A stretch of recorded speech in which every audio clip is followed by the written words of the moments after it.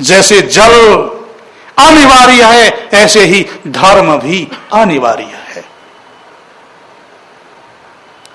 आत्मा का स्वभाव धर्म है। देखो, सूर्य का स्वभाव क्या है? प्रकाश देना। और सूर्य अपने स्वभाव को छोड़ दे, प्रकाश देना बंद कर दे, तो सूर्य का महत्व रहेगा? बोलो, नहीं रहेगा। अग्नि का स्वभाव क्या है? उष्णता देना, गर्मी देना, जलाना। ये अपने स्वभाव को छोड़ दे तो क्या अग्नि का कोई मूल्य रहेगा? जल का स्वभाव है शीतलता देना।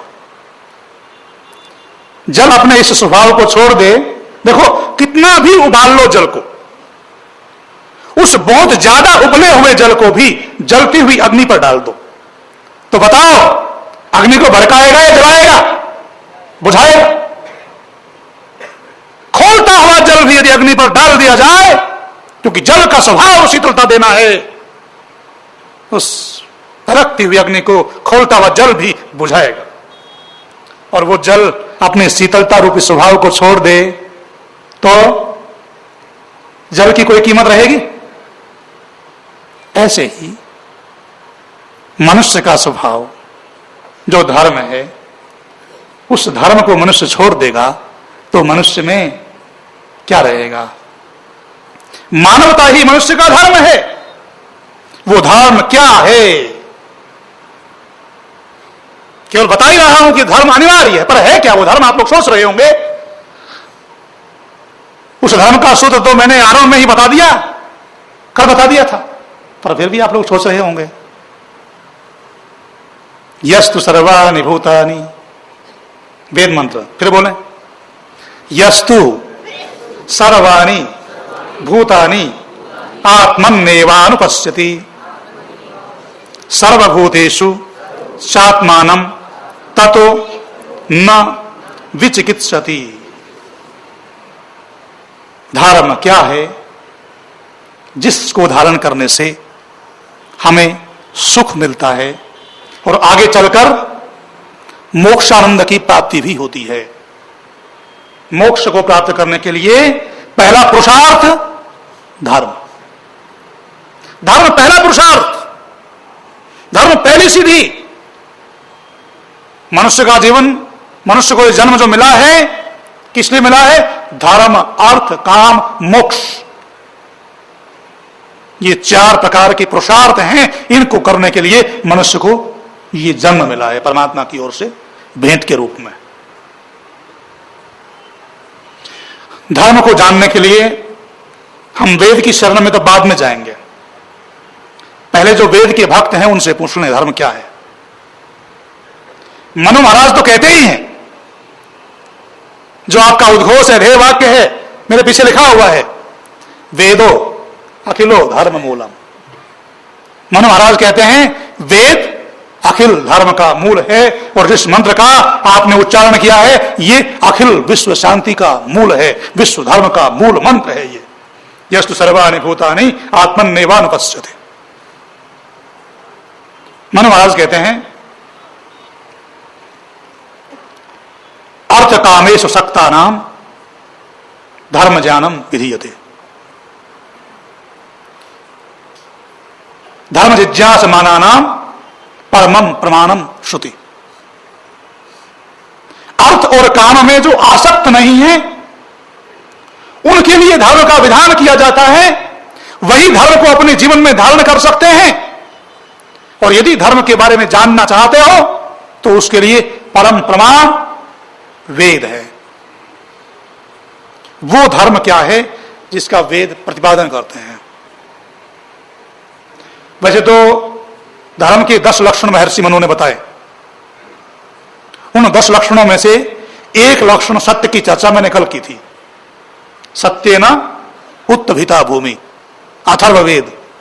सत्य ने, धर्म ने इस धरती को धारण किया हुआ है। महर्षि मनु ने धर्म की 4 कसौटियां दी हैं, ध्यान देना। 4 कसौटियां दी हैं धर्म की, सुन लें। वेद स्मृति सदाचार स्वस्य च प्रियमात्मना एतत् चतुर्विधम प्राहु साक्षात धर्मस्य लक्षणम। वेद, स्मृति, सदाचार और अपने को जो अच्छा लगे, ये 4 कसौटियां हैं धर्म की। वेद सबके कल्याण की कामना करता है। नास्तिको वेद निंदको, जो वेद की निंदा करने वाला है, वेद को अपने जीवन में धारण नहीं करता, उसके भी कल्याण की कामना वेद करता है। इसलिए वेद का अनुयायी प्रातः उठते ही जब स्वाहा स्वाहाकार की ध्वनि के साथ अपने घर में हवन करता है, वेद मंत्रों की ध्वनि के साथ, तो 5 आहुतियां इसीलिए देता है एक ही मंत्रों से, क्योंकि 4 तो वर्ण है वैदिक वर्ण व्यवस्था में, ब्राह्मण, क्षत्रिय, वैश्य और शूद्र, और एक वो वर्ण है जो न तो वेद को मानता है और न ही वेद द्वारा प्रतिपादित वर्ण व्यवस्था को मानता है। उस वर्ग के कल्याण के लिए भी वेद का अनुयायी वेद के विधानानुसार वेद के मंत्रों से, एक ही मंत्र से 5 आहुतियां देता है। वेद का अनुयायी कामना करता है कि मैं पहली आहुति इसलिए दे रहा हूं कि मेरे देश का जो ब्राह्मण वर्ग ज्ञान विज्ञान के चिंतन में लगा हुआ है, हे प्रभु उसका कल्याण करना। अयंत इद्म आत्मा जात वेद तेने ध्यस्व वर्धस्व चेद्ध वर्धया चास्मन पजया। हे प्रभु कृपा करना मेरे देश के ब्राह्मण वर्ग पर, दुनिया के ब्राह्मण वर्ग पर, जो दुनिया को ज्ञान विज्ञान देकर के अच्छे मार्ग पर चलाता है, उस पर कृपा करना, उसको सब चीजें देना, सब सुविधाएं देना। दूसरी आहुति देते हुए वेद का अनुयायी अपने परम पिता से प्रार्थना करता है, हे प्रभु मैं दूसरी आहुति दे रहा हूं, और यह आहुति मेरी नहीं है, इदं न मम, ये मेरे देश के उस क्षत्रिय वर्ग के लिए है जो 0 डिग्री तापमान से भी नीचे रहता है, लद्दाख में, जहां हवन करने की कोई स्थिति नहीं है, जो दैनिक यज्ञ के संकल्प को पूरा नहीं कर पाएगा। हे प्रभु मैं उस क्षत्रिय के कल्याण के लिए ये दूसरी आहुति दे रहा हूं।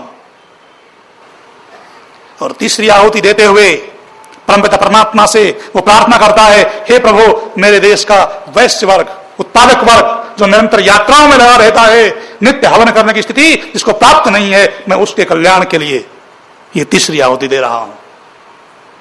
और चौथी आहुति देते हुए वो कामना करता है, मेरे देश का अनपढ़ वर्ग, अशिक्षित वर्ग, अशिक्षित होते हुए भी, अनपढ़ होते हुए भी वेद के प्रति आस्था रखता है, शूद्र वर्ग है, उसके कल्याण की ये चौथी आहुति में दे रहा हूं। और 5वीं आहुति देते हुए वो वेद का अनुयायी स्वाहा स्वाहाकार की ध्वनि के साथ हवन करते हुए परमपिता परमात्मा से कामना करता है, हे प्रभु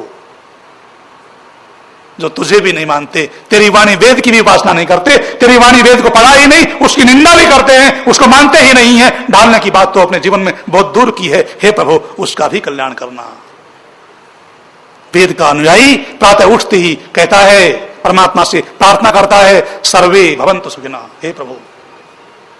वो ये नहीं कहता वेद का अनुयायी कि जो वेद को नहीं मानता उसका सिर धड़ से अलग कर दो, उसको जीने का अधिकार नहीं है। वेद का अनुयायी ऐसा कभी नहीं कहता।